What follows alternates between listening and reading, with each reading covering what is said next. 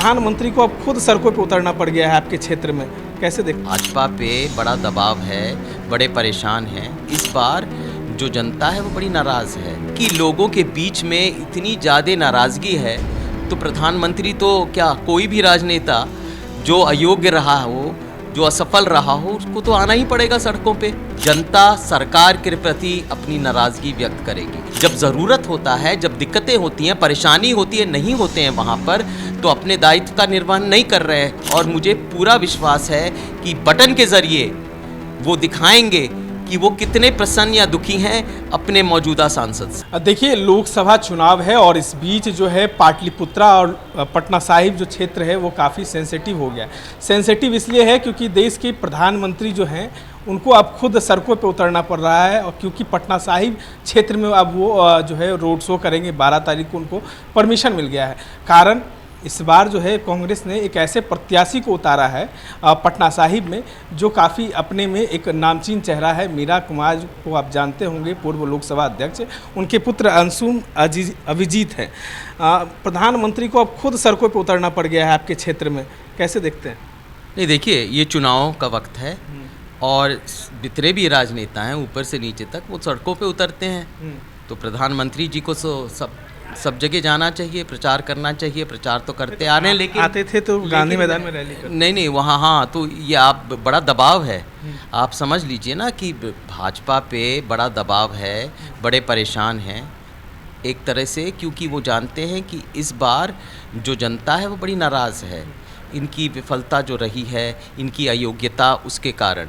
प्रधानमंत्री जी यहाँ पहले भी आ चुके हैं, बहुत बार आ चुके हैं। उन्होंने बहुत सारे वादे किए। जब आ रहा है 2015 में ये कहा था कि एक स्पेशल पैकेज देंगे बिहार को 1.25 लाख करोड़ का। कहाँ गया वो पैकेज? कोसी नदी का जो बाढ़ आता है उसका समाधान करेंगे, इतने हवाई अड्डे बनाएंगे, मनरेगा में यहाँ पर एक और सुदृढ़ बनाएंगे। तो कहाँ गए वो इतने सारे जो वादे थे जो प्रधानमंत्री करके? एक स्पेशल दर्जा देंगे बिहार को, वो भी नहीं किया। तो भाई आए, ज़रूर आए, सब राजनेता आते हैं। ये सियासत है, ये चुनाव है, एक पर्व है जब जनता अपनी नाराज़गी को भी व्यक्त करती है और जो उचित है उसको भी व्यक्त करती है। मुझे लगता है इस चुनाव में जनता सरकार के प्रति अपनी नाराज़गी व्यक्त करेगी। मोदी जी को कहीं आप देख रहे हैं चिंतित है लग रही है बीजेपी। पटना साहिब में रोड शो करना पड़ रहा है, सड़कों पे अब मोदी जी उतरेंगे। पहले आते थे गांधी मैदान में रैली करते थे, संबोधित करते थे वहाँ से, अब उनको क्या आन पड़ी कि अब रोड पे उतरना पड़ा? नहीं, ये तो आपने जो प्रश्न पूछा है इसका जवाब बड़ा सरल है। एक तो बहुत ज़्यादा कठिनाइयाँ हैं, आर्थिक विषमताएँ हैं, बेरोज़गारी उछले स्तर पे है, कमर तोड़ महंगाई है। और ऐसे वक्त में जब ध्यान भटकाने के उनके जो मुद्दे हैं वो सारे असफल रह गए और जानते हैं कि लोगों के बीच में इतनी ज़्यादा नाराज़गी है, तो प्रधानमंत्री तो क्या, कोई भी राजनेता जो अयोग्य रहा हो, जो असफल रहा हो, उसको तो आना ही पड़ेगा सड़कों पे। तो यही प्रधानमंत्री या कोई भी और कर रहा है। बीजेपी बहुल है क्षेत्र पटना साहिब, लगातार यहाँ से बीजेपी के उम्मीदवार की विजय होती है, लेकिन इस बार आपका नाम जो है और चेहरा इस बार पटना साहिब में दिखा है। क्या लगता है जनता विश्वास करेगी? क्योंकि रविशंकर प्रसाद मिनिस्टर भी रहे थे, मंत्री भी रहे थे, लेकिन पटना साहिब में कोई विकास नहीं, जनता का कहना है।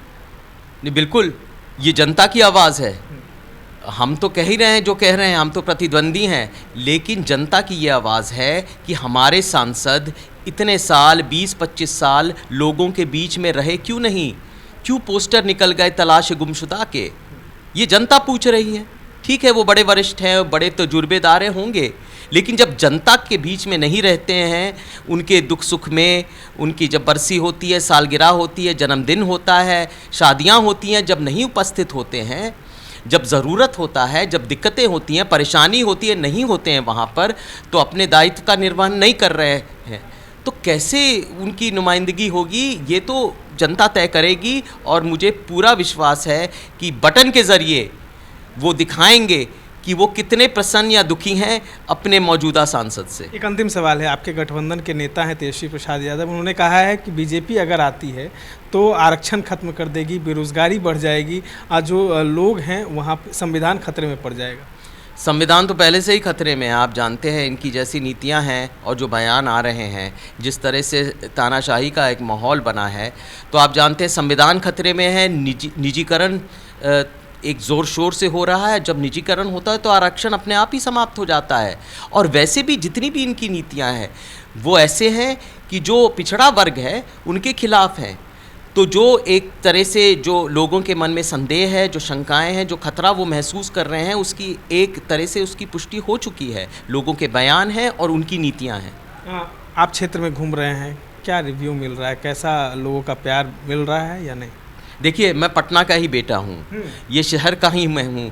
मेरे नाना जी, मेरे दादी बाबू जगजीवन राम या सुमित्रा देवी यही इसी शहर के हैं, योगदान यहीं से किया था। और एक तरह से ये शहर मेरे लिए अपना शहर है, मेरे दिल में बसता है। लोगों से बहुत प्यार मिल रहा है, बहुत स्नेह मिल रहा है और मुझे पूरा यकीन है कि ये जो शक्ति, ये जो विश्वास मुझे मिल रहा है वो जीत में इसकी तब्दीली होगी। चलिए, ये थे हमारे साथ कांग्रेस के प्रत्याशी अंशुल अभिजीत, जिन्होंने कहा है कि लोगों का प्यार इनको मिल रहा है और इस बार जो है कांग्रेस की जीत पटना साहिब से तय है। इसलिए प्रधानमंत्री को घबराहट समा गई है और वो 12 तारीख को रोड शो कर रहे हैं। इस तरह के तमाम अपडेट्स के लिए बने रहे देशवा न्यूज़ के साथ।